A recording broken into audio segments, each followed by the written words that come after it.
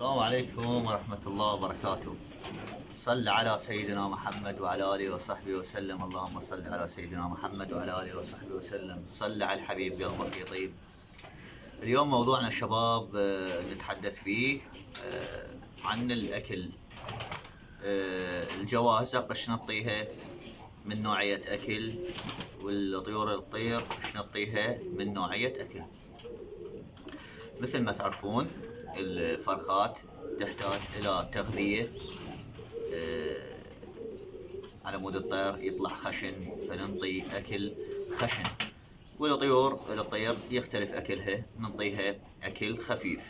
وهو الأكل إن شاء الله راح نتحدث بهذا الموضوع ونعدد لكم نوعيات الأكل اللي تحطوها، والأكل الزين الدرجة أولى، والأكل اللي مو زين بعض الناس ينطوه للطيور وما يعرفون هذا الأكل هو مو زين ومو خوش أكل، نوعية رديئة، وبالذات يعني يجي أكثر معفن بالأكل. أنا بالنسبة لي يعني الأكل صار سنين أنا أستخدم الأكل الدرجة الأولى، وهو عندك القرطم، وعندك الهرطمان، وعندك العدس مو عدس مال بيت مال طبخ، يصير مدعبل، ناس تصيح له عدس، ناس تصيح له ماش، زين يصير هو مقارب شكله عن الهرطمان، يعني يصير مدعبل، ناس تصيح له قنبز، عدة اسماء يسموه. يصير هو مقارب على شبيه الهرطمان، بس يصير مدعبل زايد واسود. اوكي حبايبي، القرطم والهرطمان والعدس الاسود او الماش يصير هو مثل الماش. وعندك الحب الاسود وكو تصير شلون نريد نقول البازالية، تصير مدعبلة مثل البازالية.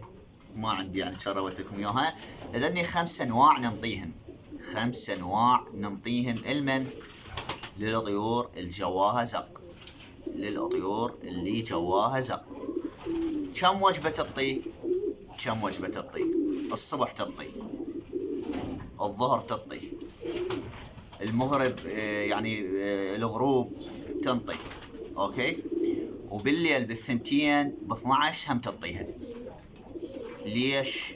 لان هذا جواه انزق على مود ينمو الفرخ ويطلع خشن، فانت كل ما تعطيه اكل راح امهاته تصعد الزقه ويطلع لك فرخ خشن، وانت منطي نوعيه الاكل درجه اولى كله خشن، فيطلع لك طير مضبوط، انتاجك يصير صحيح. نجي على الطيور اللي هي مال مطيار. ايش يعطوها اكل؟ يعطوها اكل دخن وبيه قرطم، دخن وقرطم، فنسبة بسيطة قرطم، والاغلبية هي تصير دخن، يعني عندك دخن او قرطم. زين، كملنا مطيار، طيرنا طيور ماكله وطيرنا وكملنا، نريد نحبس الطيور بالليل. ايش تعطيها شف هرطمان حسب الكمية اللي عندك. اذا كمية كبيرة تعطيها مثلا 4 جفوف، 5 جفوف، 10 جفوف، حسب الكمية اللي عندك. كمية صغيرة شف هرطمان تعطيها. ليش؟ على مود يسند قلبها ويدفيها، وبنفس الوقت يعني الطير ما يندقر. لازم تعطي اكل بالليل، تعطي اكل شوية خشن، يعني تشفين هرطمان. ما دا اقول لك روح شبعهن خشن، لا، فتشفين هرطمان على مود تسند قلب الحيوان، لان جو بارد فالطير يندقر ويسوف، يراد له اكل شويه خشن. انت راح تظل الطير بيه النهار كله، فما يصير تعطي اكل خشن. بالليل تقدر توكله فد نسبه بسيطه على مود الصبح هو يلحق هاضمها. نجي على الاكل اللي ممنوع ننطيه للطيور، وهو الحنطة ممنوع تنطي للطير. الإذرة البيضة الإذرة البيضة ممنوع تنطي للطير. الإذرة الحمراء ممنوع تنطي للطير. الإذرة الصفراء ممنوع تنطي للطير. إذني 4 نوعيات. سبب مشاكل الأمراض أن بسبب ذني ال4 نوعيات. الحنطة الطير يصير لك شلون نريد نقول جثيث، ويعني مو مال مطيار زين.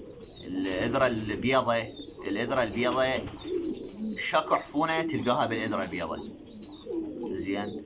والإذرة الحمراء هم كذلك. والإذرة الصفراء تسوي اسهال، تكرمون عند الطيور تسوي اسهال. فذني 4 نوعيات تبتعدون عنهن إذا كان بالزق أو بالمطيار. إذني 4 نوعيات يلغن من القاموس نهائي. إن شاء الله الفيديو يعجبكم وينال إعجابكم، وأرجو دعم القناة والفيديو بلايك. بارك الله فيكم، تؤمرون أمر. إن شاء الله نستمر وياكم أول بأول، وما قصر وياكم إن شاء الله بإذن الله ورسوله. أحد الأخوة قال شلون نغطي البرج. إن شاء الله نسوي فيديو، لأن هذا الفيديو راح يطول همينة. نسوي لكم فيديو على هذا الموضوع مال الإبراج شلون نغطيها. حاليا يعني الطيور استحقت تتغطى، بس شنو نغطيها يعني إن شاء الله راح أشرح لكم في هذا الفيديو اللي يجي إن شاء الله شلون نتعامل وياها بإذن الله ورسوله. السلام عليكم.